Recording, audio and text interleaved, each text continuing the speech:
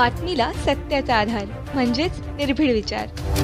महाराष्ट्रात महात्मा गांधी रोजगार हमी योजना ही ग्रामीण भागातील गरीब, बेरोजगार व श्रमिक वर्गासाठी एक महत्त्वाची योजना म्हणून ओळखली जाते.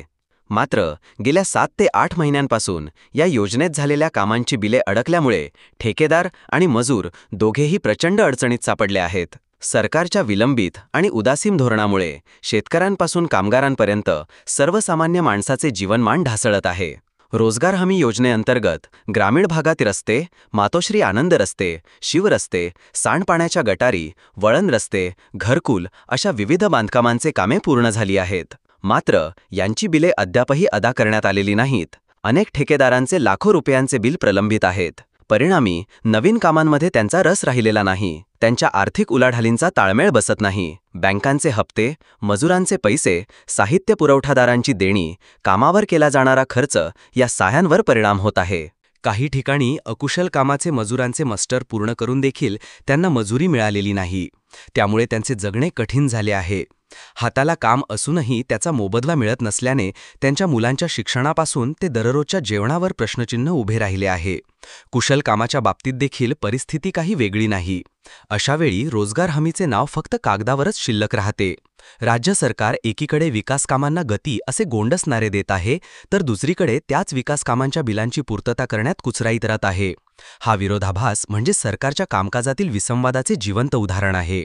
रोजगार हमी योजनेसाठी केंद्र सरकारकडून निधी येऊनही तो वेळेत वितरित न करण्याची जबाबदारी कुणावर?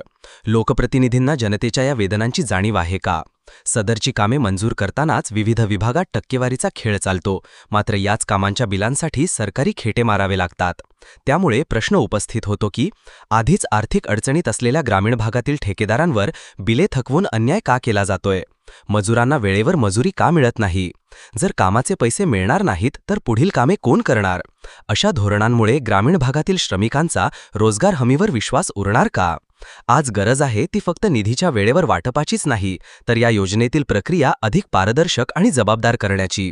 प्रत्येक तालुक्यातील रोजगार हमी कार्यालयांनी प्रलंबित बिलांची यादी जाहीर करून त्यावर तातडीने कार्यवाही करावी. शासनाने ठेकेदार, मजूर यांच्याशी संवाद साधत त्यांच्या अडचणी ऐकून घेण्याची जबाबदारी स्वीकारावी. काम करूनही दाम न मिळाल्याने ठेकेदार आणि मजुरांचे जीवन उद्ध्वस्त होत आहे.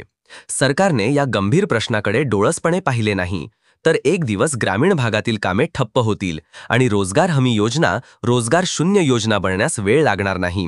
हे सरकारसाठी एक चेतावणी आहे आणि लोकशाहीत जनतेच्या श्रमाचा अपमान खपवून घेतला जाणार नाही. त्यामुळे कामाच्या मोबदला मिळाला पाहिजे आणि वेळेवर कामांची बिले देखील मिळाला पाहिजे अशी मागणी ठेकेदार आणि मजूर वर्गाकडून होत आहे. पाठपुरावा केला, प्रसंगी काम बंद करण्याचा इशारा देखील दिला. अंशतः बिले मंजूर करण्यात आली. मात्र अद्याप देखील ठेकेदारांची करोडोंची बिले शासनाकडे प्रलंबित आहेत.